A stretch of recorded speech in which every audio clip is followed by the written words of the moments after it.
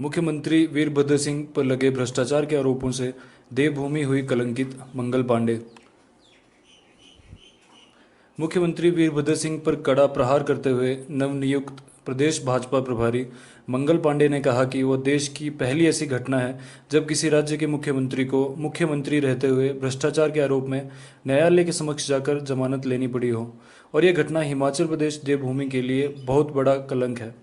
ये शब्द भाजपा के प्रदेश प्रभारी मंगल पांडे ने संगठनात्मक जिला कांगड़ा की ओर से उनके धर्मशाला आगमन पर स्वागत के दौरान कार्यकर्ताओं को संबोधित करते हुए कहे।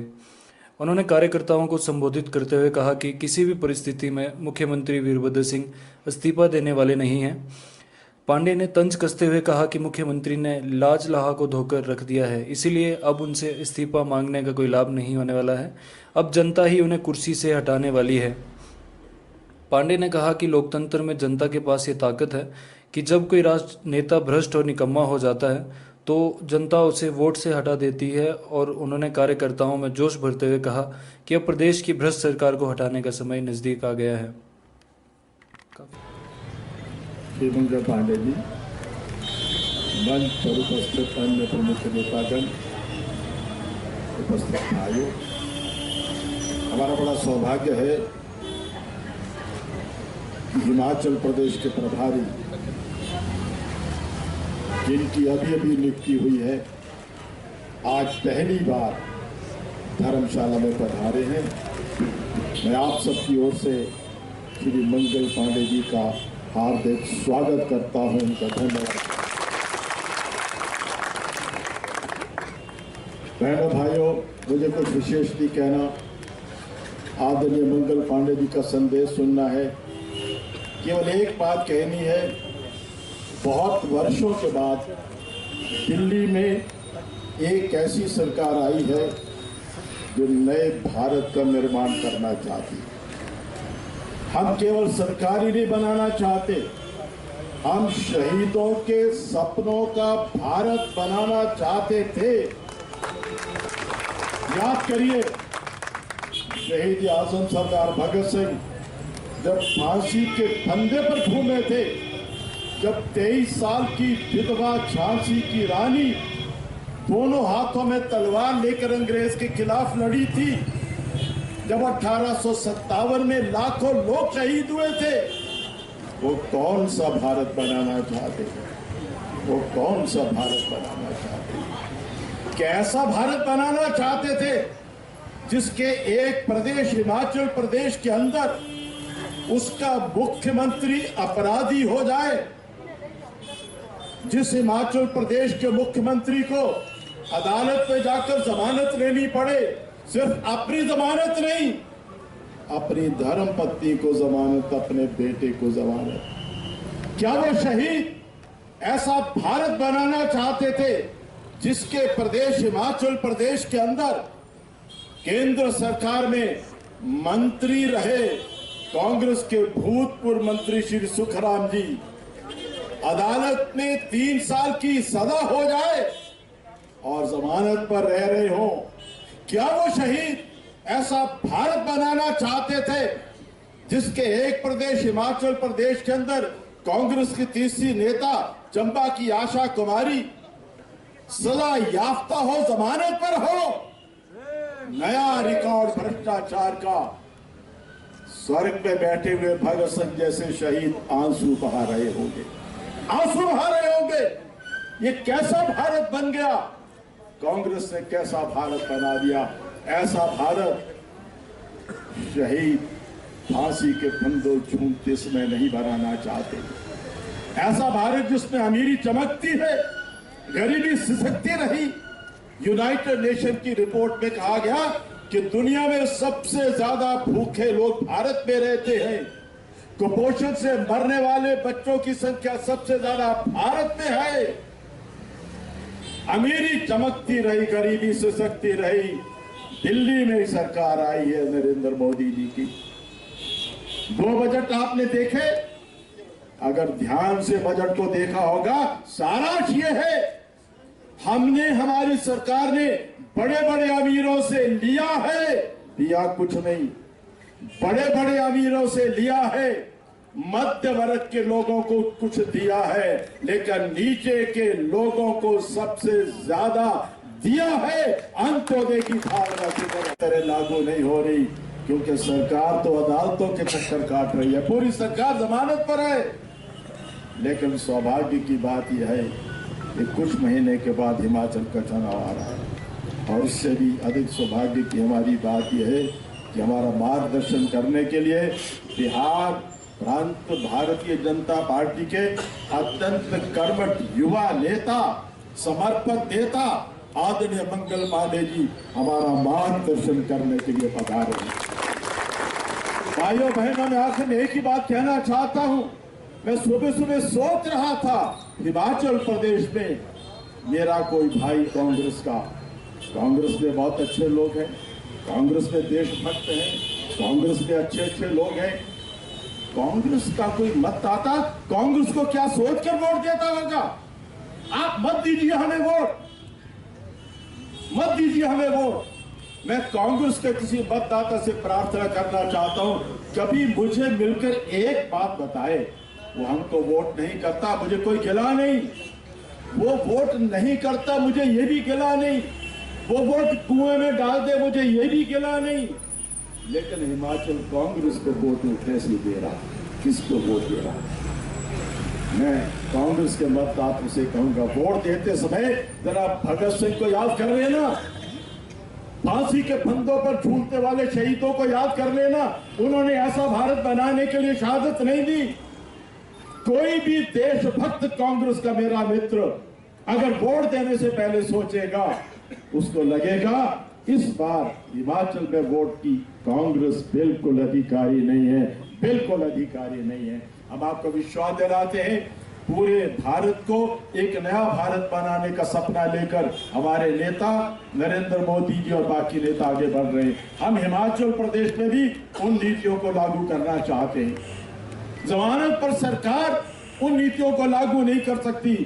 भाइयों और बहनों, समर्थन दीजिए, आशीर्वाद दीजिए, सहयोग दीजिए। हम आपको विश्वास दिलाते हैं, शहीदों के सपनों का भारत बनाकर रहेंगे, बनाकर रहेंगे। इन्हीं शब्दों के साथ आपने सांसद आदरणीय शांता कुमार जी, पार्टी के जिला के अध्यक्ष श्री संजय चौधरी जी, मंत्री श्री किशन कपूर जी, माननीय विधायक श्रीमती सरवीन चौधरी जी, यहाँ उपस्थित भारतीय जनता पार्टी के हमारे जिला के सभी पदाधिकारीगण और आज के इस स्वागत के कार्यक्रम में जिले के कांगड़ा जिले के चारों विधानसभा क्षेत्र से आए हुए हमारे कार्यकर्ता भाइयों बहनों, मीडिया के पत्रकार बंधुओं,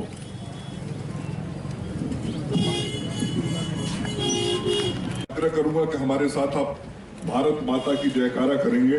भारत माता की जय, भारत माता की जय, वंदे वंदे जय श्री राम, जय श्री राम, जय श्री राम, जय श्री राम, हर हर महादेव, हर हर महादेव, हर महादेव। उपस्थित सभी स्नेही भाइयों बहनों, यह पुण्य भूमि है धर्मशाला की, देवभूमि है हिमाचल की, जिससे पुण्य भूमि पे सब कोई आना चाहता है, दर्शन करना चाहता है, और पूरी दुनिया से लोग इस धर्मशाला पे आते हैं। आज मेरा भी सौभाग्य हुआ है इस पुण्य भूमि देवभूमि पर आकर आप सब लोगों से मिलने का, और आज मैं पहली बार आप सब लोगों के बीच आया हूं। आप सब लोगों ने बड़े हृदय के साथ, उत्साह के साथ हमारा जो स्वागत किया है, मैं हृदय से भारतीय जनता पार्टी के एक कार्यकर्ताओं का आभार व्यक्त करता हूं, यहाँ की जनता का आभार व्यक्त करता हूं, जिनका स्नेह प्रेम प्यार मुझे आज आते आते मिला। और मैं समझता हूं यह प्यार जो मिला, यह प्यार मंगल मोदी जी को दिया है, अमित शाह जी को दिया है, हमारे हिमाचल के सभी नेताओं को आपने दिया है, हमारे सभी कार्यकर्ताओं को दिया है। मित्रों, आज जिन परिस्थितियों में, जिस परिवेश में मैं हिमाचल प्रदेश में घूम रहा हूं, मुझे बड़ा आश्चर्य लग रहा है। शांता जी हम लोगों के बहुत वरिष्ठ नेता हैं, बहुत सीनियर हैं, जब से इस देश में लोकतांत्रिक व्यवस्था शुरू हुई, लगभग उसी समय से आप सामाजिक राजनीतिक जीवन में, मैंने शांता जी से पूछा 2 दिन पहले कि मुझे तो याद नहीं है, लेकिन शांता जी आपको याद है क्या कि कभी किसी मुख्यमंत्री को मुख्यमंत्री रहते हुए भ्रष्टाचार के आरोप में बेल के लिए न्यायालय के सामने जाना पड़ा हो? तो शांता जी ने कहा नहीं, मुझे भी पांडे जी ऐसा याद नहीं। फिर मैंने भ्रष्टाचार के आरोप में न्यायालय के सामने जाके बेल लेना पड़ा हो, और मैं समझता हूं कि यह घटना हिमाचल के लिए बहुत बड़ा कलंक है। हिमाचल की जो लोकप्रियता है, हिमाचल को जो पूरे देश और दुनिया में लोग जानते हैं, वो बड़े अच्छे काम के लिए जानते हैं। यहाँ के लोगों को, यहाँ की जनता के बारे में जो धारणा है, वो यही धारणा है कि ये सब देवभूमि के लोग हैं, और देवभूमि के लोग देवता तुल्य होते हैं। लेकिन इस देवभूमि में कोई दैत्य भी आ गया है, यह आज देश और दुनिया की जनता देख रही है। बहुत आश्चर्य होता है। और ठीक ही कहा शांता जी ने, केवल अपने ही बेल नहीं लेने गए, स्थिति ऐसी बना ली अपनी कि पूरे परिवार को जाके बेल लेना पड़ रहा है। और आज हिमाचल प्रदेश की सरकार बेल पे चल रही। एक रिकॉर्ड उन्होंने बना लिया कि मुख्यमंत्री रहते हुए न्यायालय में जाके बेल उन्होंने लिया। मैं रास्ते में कह रहा था शांता जी से कि अब एक और रिकॉर्ड बनाना रह गया शांता जी। उन्होंने पूछा कौन सा? मैंने कहा अब इसके बाद वो जेल भी चले जाएंगे तो कहेंगे मैं जेल से भी मुख्यमंत्री रहूंगा, लेकिन इस्तीफा नहीं दूंगा। और ऐसी स्थिति का निर्माण इस राज्य के मुख्यमंत्री ने करके हिमाचल की जनता को अपमानित करने का काम किया। और मैं समझता हूं कि जनता कभी भी अपना अपमान नहीं बर्दाश्त करती, नहीं स्वीकार करती। और आज जो हिमाचल की जनता अपने मुख्यमंत्री के कारण हिमाचल प्रदेश का और अपने मान सम्मान को अपमानित होते हुए देख रही है, उसका दर्द सभी हिमाचल वासियों के अंदर है। और मैं समझता हूं कि जो भी लोकतंत्र का प्रेमी होगा, चाहे वह हिमाचल के बाहर का भी होगा, उसके मन में भी इस बात का दर्द होगा। मित्रों, हमें इन चीजों को बदलना पड़ेगा, इन परिस्थितियों को बदलना पड़ेगा। ठीक ही कहा, जो जिन शहीदों ने देश के लिए शहादत दी थी, उन्होंने इसलिए शहादत नहीं दी थी कि मैं आज भारत माता के पैर में पड़े हुए गुलामी की बेड़ियों को तोड़ रहा हूं, ताकि कोई आगे इस देश के अंदर मुख्यमंत्री बनेगा और वो भ्रष्टाचार से इतना पैसा कमाएगा और फिर कोर्ट में जाके बेल लेगा। इसके लिए शहीद भगत सिंह ने फांसी के फंदे को नहीं चुमा होगा, या जो सैकड़ों हजारों हमारे स्वतंत्रता सेनानी अपने जानों की कुर्बानी जिन लोगों ने दी, जिन लोगों ने शहादत दी, उन्होंने इसके लिए शहादत नहीं दिया। वो तो इस देश की आजादी के लिए संघर्ष किया। मैं आज भी कहता हूं, यह हिमाचल प्रदेश ऐसा राज्य है जहां का शायद ही कोई गांव होगा जिस गांव के लोग सीमा की सुरक्षा में नहीं लगे होंगे, जिस गांव के लोग सेना के अंदर सेवा नहीं दे रहे हों। आज जो हमारे जवान सरहदों पे लड़ते हैं, सरहदों पे मरते हैं, गोलियां खाते हैं, क्या वो इसी के लिए लड़ते हैं कि हमारे देश के अंदर ऐसे भ्रष्टाचारी लोग राजनेता बनेंगे? कुर्सी पर के लिए वो अपना घर परिवार छोड़कर जाके दुश्मनों की गोलियों के सामने खड़े होते हैं, गोलियां खाते हैं, गोलियां दागते हैं, क्या इसी के लिए करते हैं? ये बहुत गंभीर विषय है।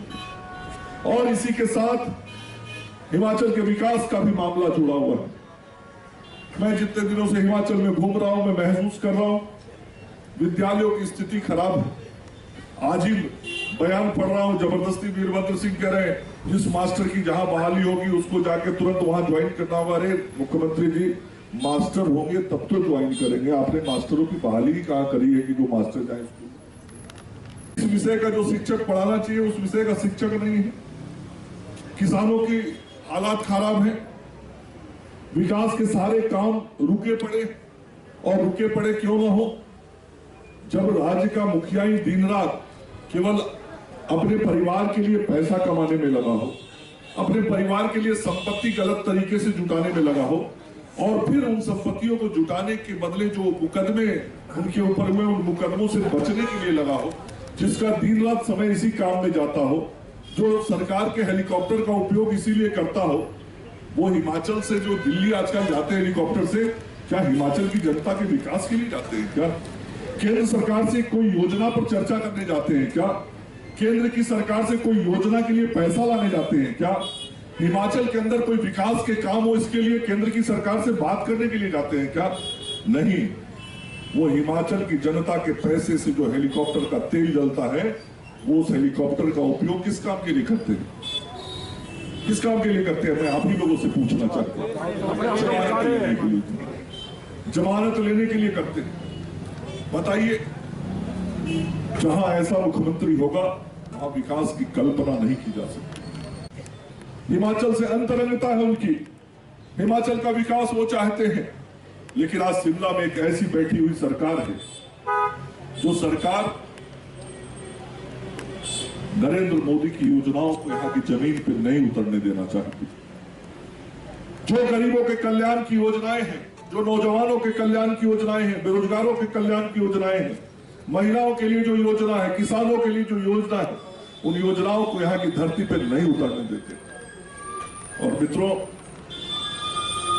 इसके कारण आज भारत की सरकार की कई योजनाएं जिनका लाभ हिमाचल वासियों को मिलता, हिमाचल वासियों को उसका लाभ नहीं मिल रहा। इसलिए यह जरूरी है आज कि केंद्र की सरकार की योजनाओं को यदि हमें जमीन पर उतारना है, हिमाचल में ऐसी सरकार जो हिमाचल वासियों के विकास के लिए सपने बनाए, योजनाएं बनाए, कार्यक्रम बनाए और उसको लागू करे, वैसी सरकार आज शिमला के अंदर चाहिए हमको। और अब वो समय दूर नहीं है जब हम इस काम को करने वाले।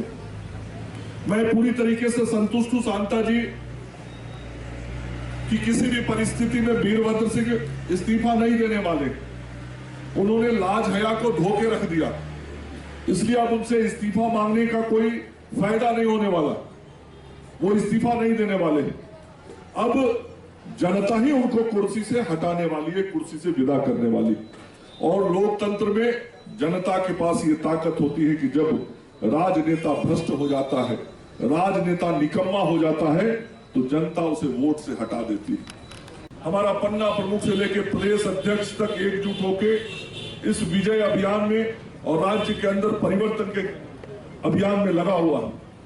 हम सब लोग सफलता यहाँ की जनता के विश्वास को प्राप्त करके पा सकते हैं। और यहाँ के जो हमारे सब कार्यकर्ता हैं, लगातार राज्य सरकार के खिलाफ कार्यक्रम भी कर रहे हैं, सड़कों पे भी उतर रहे हैं। मैं अपने कार्यकर्ताओं से भी कहना चाहता हूं कि जिन मुद्दों को लेकर आप चार्जशीट दे रहे हैं अलग अलग मंडलों में, एसडीएम क्या, उन मुद्दों को लेकर आप हर घर तक जाने का काम करें, उन मुद्दों को हर व्यक्ति तक पहुंचाने का काम करें कि किस प्रकार से आज हिमाचल की सरकार ने विकास के काम को रोक दिया है, किस प्रकार से हिमाचल के मुख्यमंत्री के कारण आज सरकार की बदनामी हो रही है, किन कारणों से नरेंद्र मोदी की सरकार की योजनाएं आज हिमाचल की धरती पर दिखाई नहीं पड़ रही। हमारी सरकार किस प्रकार से आगे आने वाले दिनों में विकास के कार्यक्रमों को करेगी, इन सारे मुद्दों को लेकर हमको हर घर तक जाना है, हर व्यक्ति तक पहुंचना है। और हम अपने कार्यकर्ताओं से आग्रह और आह्वान करते हैं कि आप इस काम में आगे आने वाले दिनों में लग जाइए। मित्रों, मैं बिहार से आता हूं। बिहार में गांव में जब बिजली का ट्रांसफार्मर बिजली नहीं देता, लाइन नहीं देता, तो उस ट्रांसफार्मर को हम लोग बदलते हैं ताकि दूसरा ट्रांसफार्मर आएगा तो उससे बिजली बढ़िया से मिलेगी। आज वही हालत हिमाचल की हुई है। दिल्ली की सरकार से बिजली तो पूरी आ रही है, बिजली मतलब विकास की सारी योजनाएं तो पूरे आ रहे हैं, लेकिन वो हिमाचल के गांवों तक तब पहुंचेंगे जब शिमला में जो सरकार रूपी ट्रांसफार्मर है वो ट्रांसफार्मर ठीक रहेगा, सरकार वाला ट्रांसफार्मर, तब केंद्र सरकार के सारे विकास के काम नीचे जमीन तक उतरेंगे। केंद्र सरकार की जो ऊर्जा है वो ऊर्जा नीचे तक पहुंच पाएगी। लेकिन आज स्थिति यह है कि मैं समझ रहा हूं कि शिमला में जो सरकार रूपी ट्रांसफार्मर है वो ट्रांसफार्मर जल गया है। और जब ट्रांसफार्मर जलता है तो मैं समझता हूं हिमाचल में भी ट्रांसफार्मर जल जाता होगा आपके गांव का, तो आप उसको बदलते ही होंगे, तभी गांव में बिजली आती होगी। तो शिमला वाला ट्रांसफार्मर भाई जल गया, और शिमला की सरकार वाली ट्रांसफार्मर को हम लोगों को अगले चुनाव में बदलना पड़ेगा, तभी विकास के काम हमको नीचे जमीन पर दिखाई पड़ेंगे। इसलिए आप सब लोगों से यह आह्वान भी करता हूं कि सरकार रूपी ट्रांसफार्मर जल चुकी है।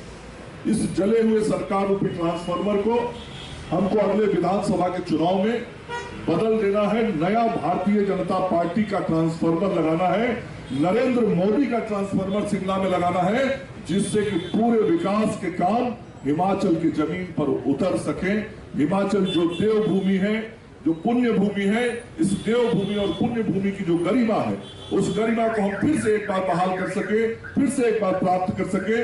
इन सारे कार्यों में कार्यकर्ताओं को लगना होगा, जनता का साथ लेना होगा, और आप सब महानुभावों का सहयोग भारतीय जनता पार्टी को चाहिए होगा।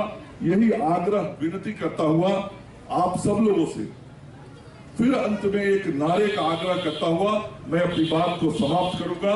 मैं कहूंगा कि जो सरकार निकम्मी है, आप कहेंगे वो सरकार बदलनी है।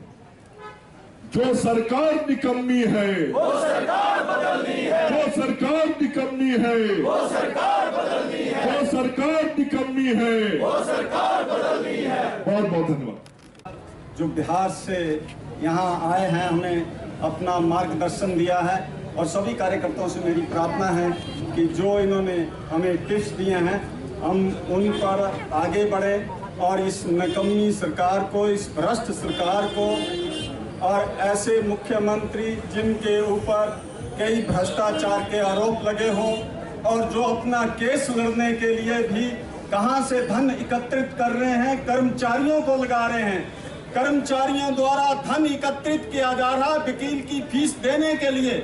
ऐसे भ्रष्ट मुख्यमंत्री को और उनके सारे मंत्री जो भ्रष्टाचार में संलिप्त हैं, सारी सीमाएं उन्होंने पार कर दी हैं, इन सब को हमने पार करना है। कार्यकर्ताओं मित्रों, आप बहुत दूर से आए हैं, इतनी कड़ाके की धूप में खड़े रहे, आप सब